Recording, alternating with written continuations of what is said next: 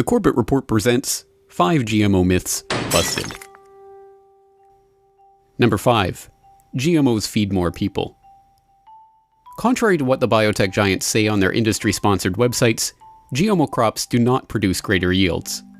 A comprehensive 2009 report by the Union of Concerned Scientists demonstrated that GMO soybean and corn produced no increase in intrinsic yield over conventional soybean and corn. But even if future improvements were able to increase yields, a 2008 study demonstrated that organic farming methods with little or no chemical fertilizer and pesticide use was able to increase yield by 116%. But there's no money to be made for the international agrochemical companies by citing that research, so the public continues to be told that GMOs, which do not increase yield, are necessary to end world hunger. Number 4. GMOs reduce pesticide use. Again, despite what the chemical companies who are spearheading the GMO revolution are telling you, these GMOs are requiring farmers to buy more of their chemical pesticides, not less. A 2012 paper concluded that the rise of glyphosate-resistant superweeds in the wake of the GMO revolution has actually increased pesticide use in the last 15 years by 183 million kilograms, or 7%. The study estimated that if new strains of GM corn and soybeans are approved for commercial use, herbicide use could increase by a whopping 50%.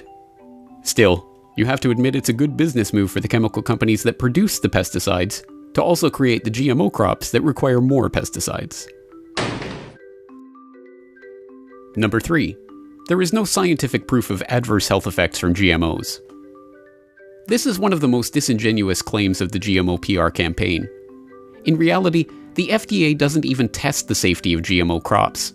Instead, all GMO foods are assumed to be safe unless there is already evidence to the contrary. In other words, the FDA relies on self-reported data from the companies that manufacture the crops as to their safety. Even worse, due to legal and copyright restrictions surrounding GMO patents, independent scientists have to ask the biotech companies' permission before publishing research on their products. As a result, almost all of the long-term animal feeding studies that have ever been conducted on GMOs have been carried out by the biotech companies themselves, on their own rules, and with their own standards of reporting. What few independent studies have been conducted have shown a range of adverse health effects, from reduced fertility to immune system dysfunction, liver failure, obesity, and cancer. Yet still, for some reason Obama's food czar Michael Taylor refuses to make FDA testing of GMO safety mandatory. I wonder if it's because he used to be the vice president of Monsanto.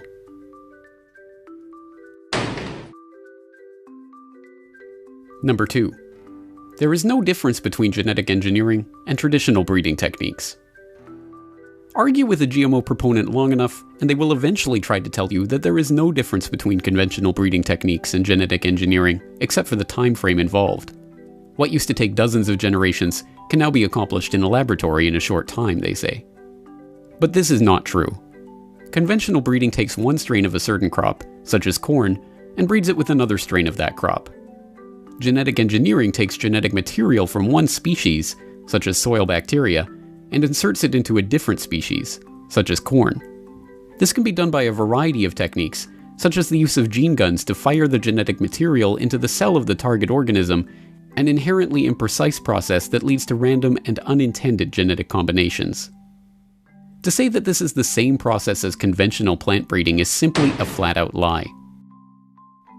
Number 1. Labeling GMOs is a bad idea, for some reason. The argument for why companies should not have to label GMOs is not an argument at all. The biotech giants and their PR fronts merely say that the public is so stupid that they don't deserve to know what they're eating because it would scare them. This is the sum total of the argument. On the other hand, are people who believe it is their right to know what they are eating, every bit as much as ingredients and dietary information labeling have long been standardized. The logic is simple enough for a 14-year-old girl to understand, but evidently not a fully grown man. Observe. And just to clarify, GMOs, it's a genetically modified organism, and it's where they take the DNA from a species such as it can be like bacteria, virus, animal, or even from a plant, and they insert it into the DNA of another species to introduce a new trait. For instance, a common trait is pesticide producing. So they'll make the crops pesticide producing, but they haven't adequately tested and Monsanto's longest study is 90 days. That really doesn't determine how long-term it's going to affect our health, the environment, and even our entire ecosystem. Yeah. You know, saying Monsanto's testing in 90 days is a little mislabeling it, because many other organizations, including it sounds like some ones you're involved in, do much more testing. So a product comes to market, many people test it, including the government. So Monsanto knows that about food. Actually, can I just, in Health Canada nor the FDA do any independent studies, and they rely only on the very studies provided by the companies that stand to gain by their approval, like Monsanto. For more news and information, please follow the RSS feeds at corbettreport.com, subscribe to this YouTube channel, or follow us on Twitter @CorbettReport.